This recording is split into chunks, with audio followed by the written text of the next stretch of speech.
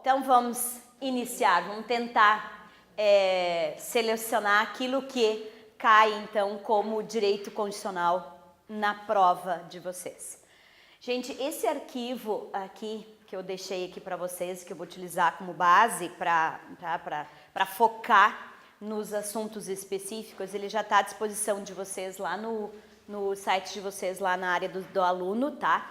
Que são então as provas, eu coloquei aqui todas as provas de 2016 até 2018, tá? Então, é onde mudou o estilo de aplicação de questão de prova, tá? Então, nós tivemos aí uma mudança em relação à composição da banca e aí nós temos um formato, algumas coisas diferentes em termos de questões de prova aplicadas pela OAB, então, de 2016 para cá. Por isso que esse arquivo, então, separa as questões para vocês desde 2016 até a última prova anterior agora, que foi a primeira de 2018, você já tem as questões aqui, tá?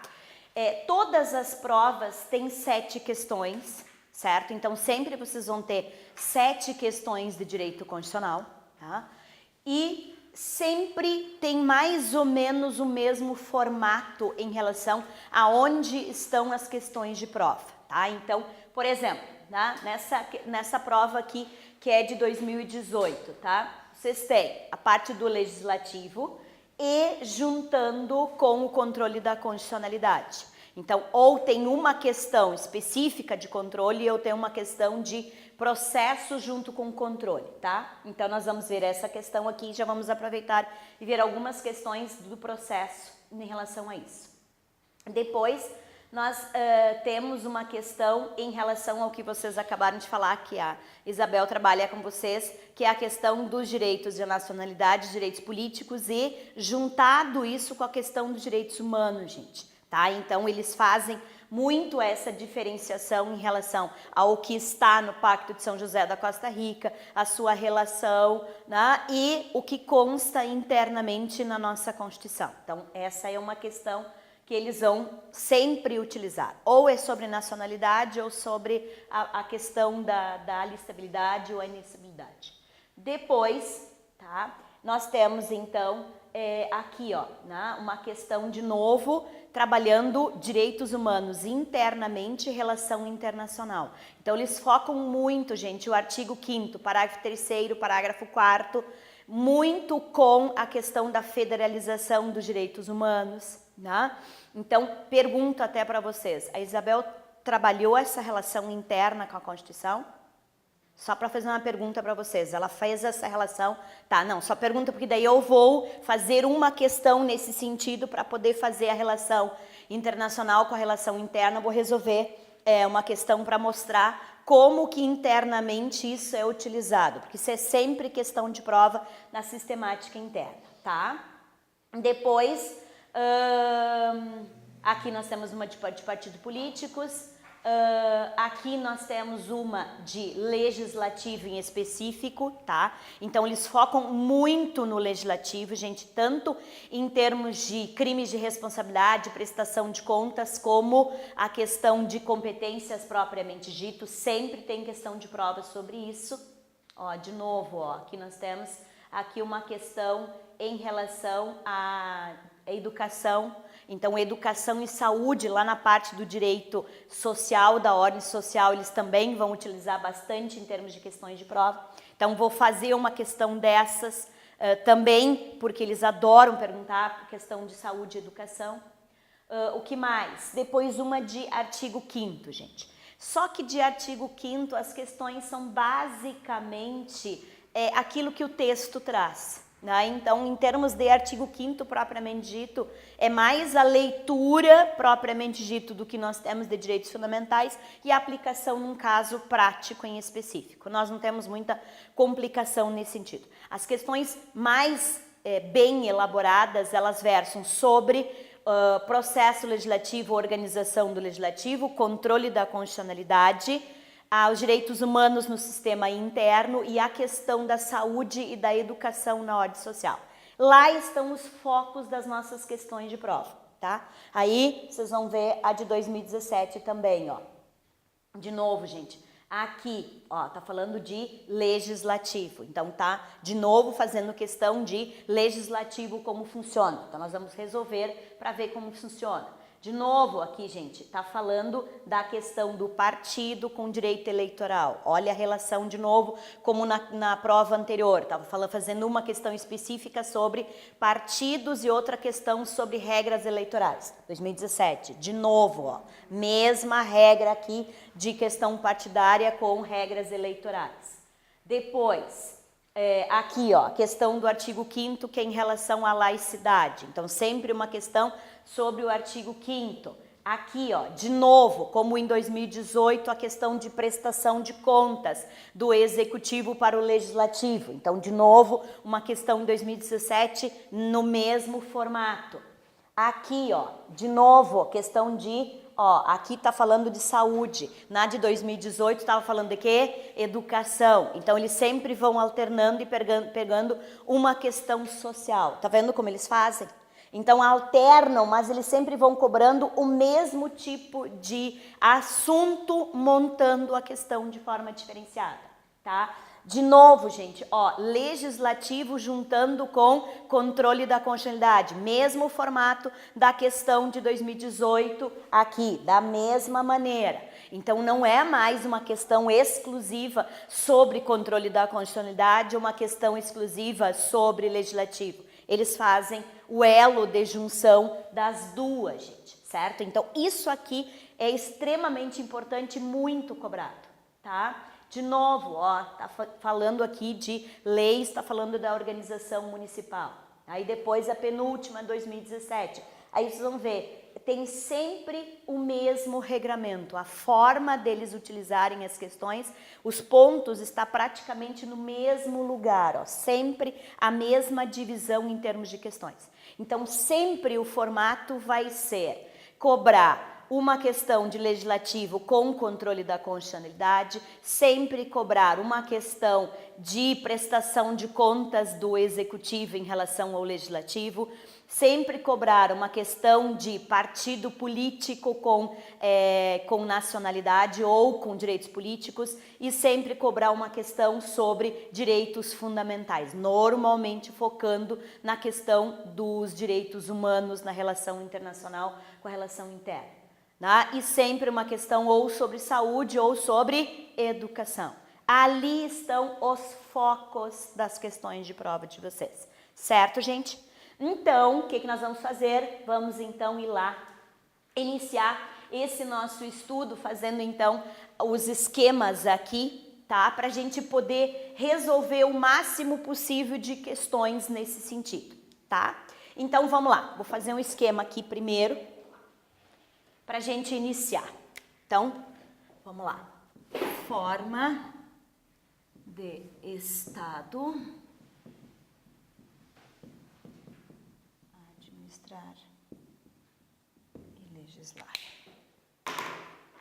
Então, vamos lá, meninas. Vamos ver se eu consigo mostrar isso daqui para vocês, de como são montadas todas as nossas questões de prova, de legislativo, executivo e judiciário, tá? Controle da constitucionalidade, funções do legislativo e prestação de contas do executivo. Eu tenho 3 questões de prova, 3 das 7 questões de prova estão montadas em cima do critério de organização da nossa Constituição, tá? Então, se eu tenho clareza de como isso está montado, eu consigo resolver mais questões, porque entendi a sistemática de funcionamento, tá?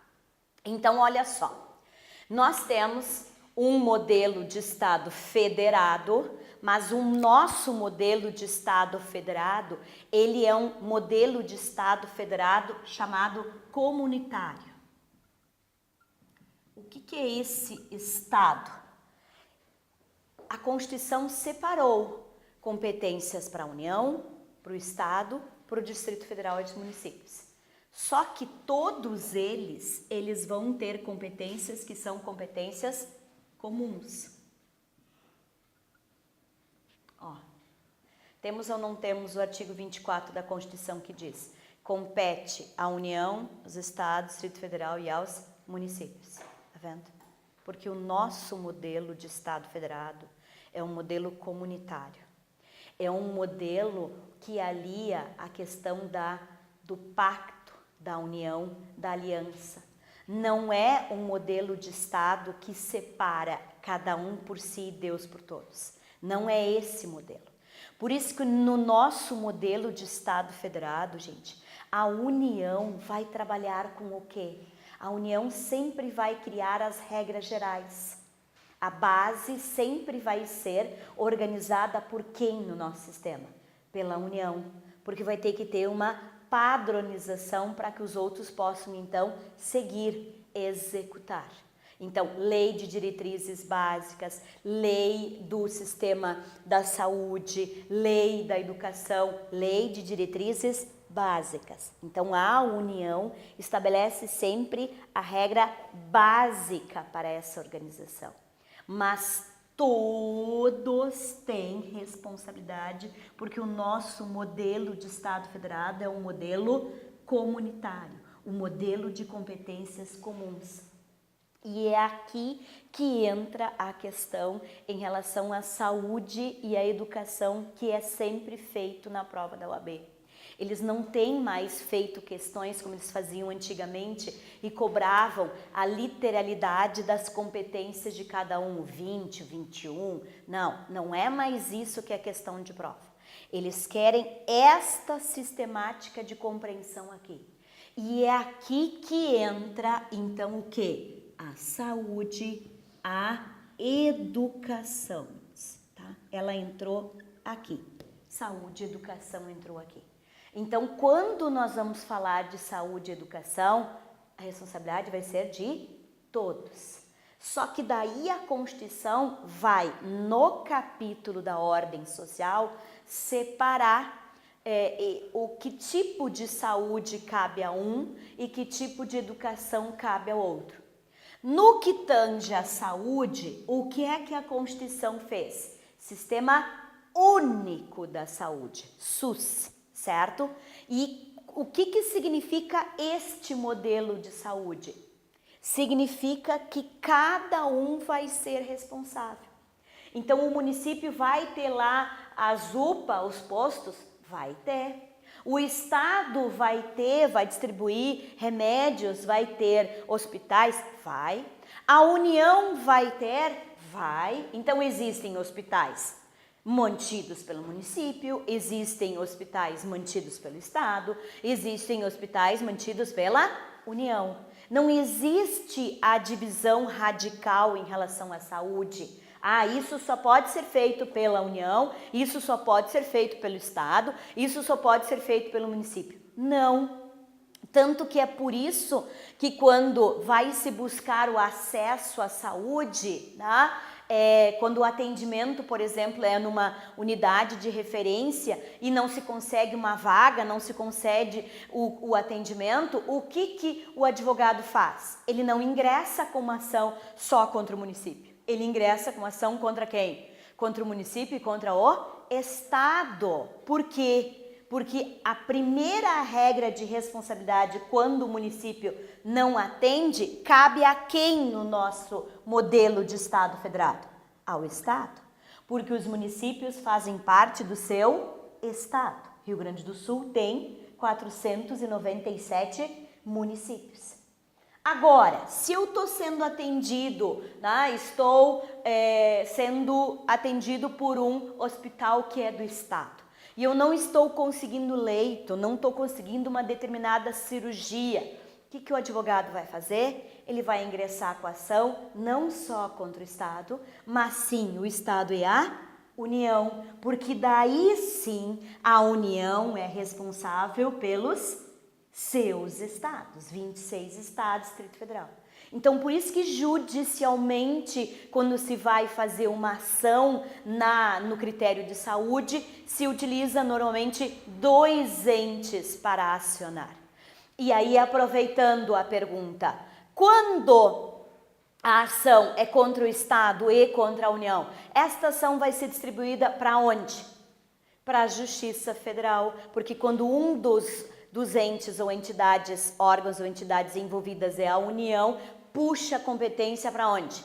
para a Justiça Federal. A Justiça Estadual, ela é justiça residual. Só quando não tiver o envolvimento da União. Aí cabe para a Justiça Estadual. Então, esta ação que vai discutir uma questão de saúde envolvendo a União, ela vai então para a Justiça Federal. Já no que diz respeito à educação, o regramento é diferente pela Constituição. Eu não tenho um sistema único de educação no nosso modelo constitucional. Qual é o modelo em termos de educação? O que a Constituição, lá no capítulo da ordem social, vai nos dizer em relação à distribuição destas competências, então, neste nosso modelo de Estado federado? A Constituição vai dizer o seguinte, que a educação, ela é formada, então, pela educação básica e pela educação superior. Então, o primeiro critério, tá, é o critério de organização. Educação básica e a educação superior. A educação básica entra o quê? Dos 4 aos 17 anos. E aí a educação básica vai incluir a educação infantil, o ensino fundamental e o ensino médio. Então, falou em educação básica. Esta educação básica no Brasil, ela é gratuita. Diferente da saúde. A saúde, ela é toda gratuita. Na saúde, eu não tenho diferença de idade, eu não tenho diferença de rendimentos, eu não tenho nenhum tipo de diferença e a responsabilidade, ela é de todos. Na educação muda.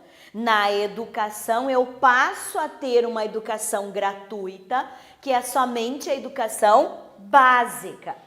E esta educação básica que vai dos 4 aos 17 anos. E engloba a educação infantil, fundamental e médio, certo?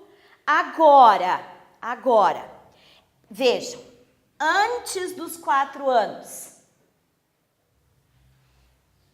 pode ter educação gratuita?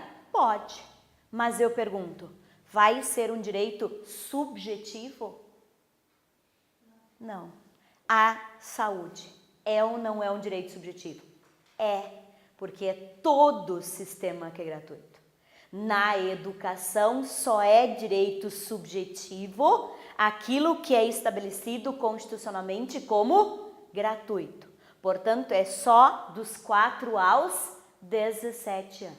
Então, se eu não consigo vaga para uma creche, não obrigatoriamente o Estado vai ter que me conceder, porque não é um direito subjetivo.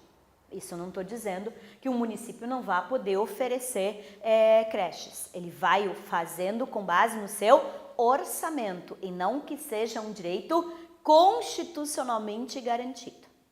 Agora, se eu não tenho vaga para o ensino fundamental, ou se eu não tenho vaga para o ensino médio para o meu aluno, aí sim o Estado vai ter que arranjar uma vaga e a Constituição não diz que a execução da educação ela precisa ser feita pelo Estado. Ela diz que a educação básica é gratuita.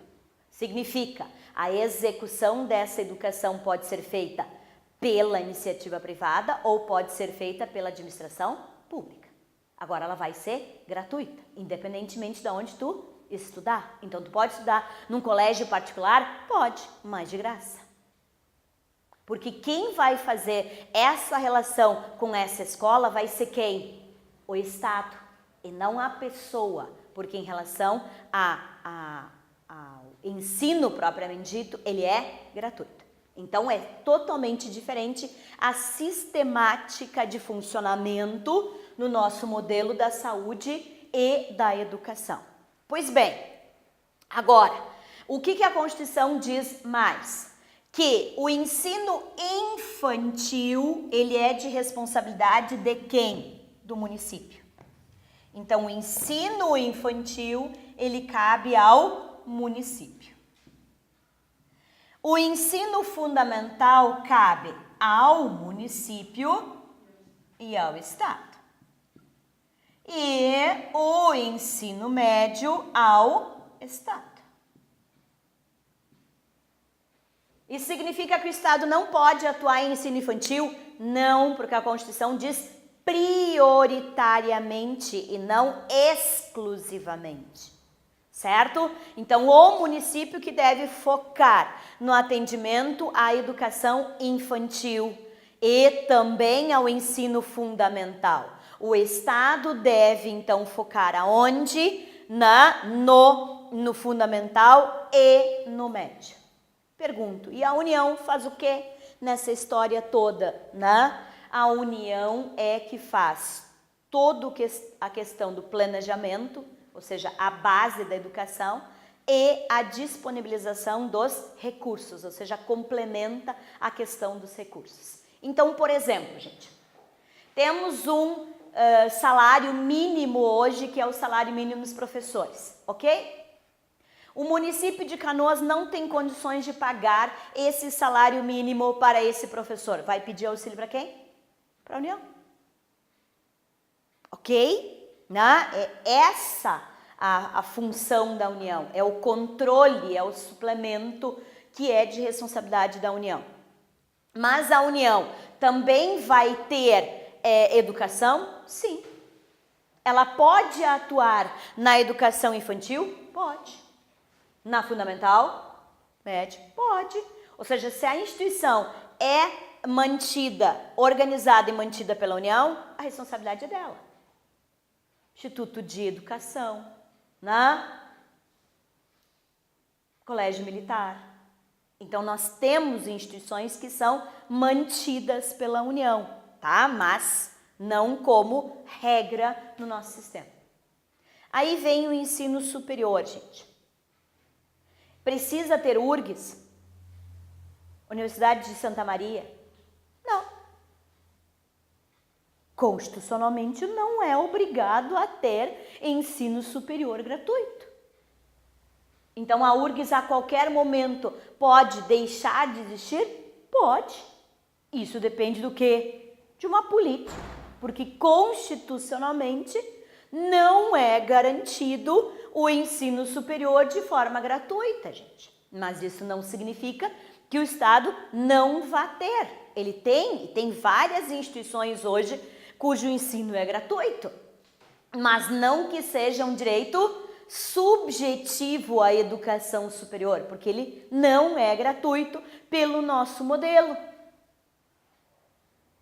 Né? E aí, no critério, então, de organização desse ensino superior, entra o curso de graduação, mestrado, doutorado. A URGS pode cobrar para outros cursos? Pode, gente. Pós-graduação é cobrado? É. Nós temos súmula vinculante do STF, inclusive, em relação a isso, né? Falando dessa questão da possibilidade da cobrança das instituições federais de ensino, né? De que oferecem ensino superior. Por quê? Porque não é gratuito, gente. Tá? Aí outro detalhe, olha o cuidado de questão de prova. A educação básica no Brasil, ela vai dos 4 aos 17 anos. Mas o ensino infantil vai até quantos anos? 5 anos. Olha o cuidado. Se a questão estiver falando da educação básica, está falando do ensino infantil, do fundamental e do médio. Agora, se a questão estiver versando especificamente sobre o ensino infantil, ele mudou, porque antes era 6 anos, porque nós tínhamos 8 anos de ensino fundamental. Agora nós temos 9 anos de ensino fundamental e, portanto, a educação infantil passou a ser até 5 anos. Então, durante quantos anos o município, então, tem a responsabilidade de conceder educação gratuita? 1 ano, porque a partir daí entra o ensino fundamental, né? Que também é gratuito, mas não é mais ensino infantil. Ok, gente? Enxergaram essa diferença aqui do nosso modelo? Então, começamos entendendo o que cai nas nossas provas em relação ao modelo de Estado que nós temos, no que diz respeito, então, às competências que são comuns.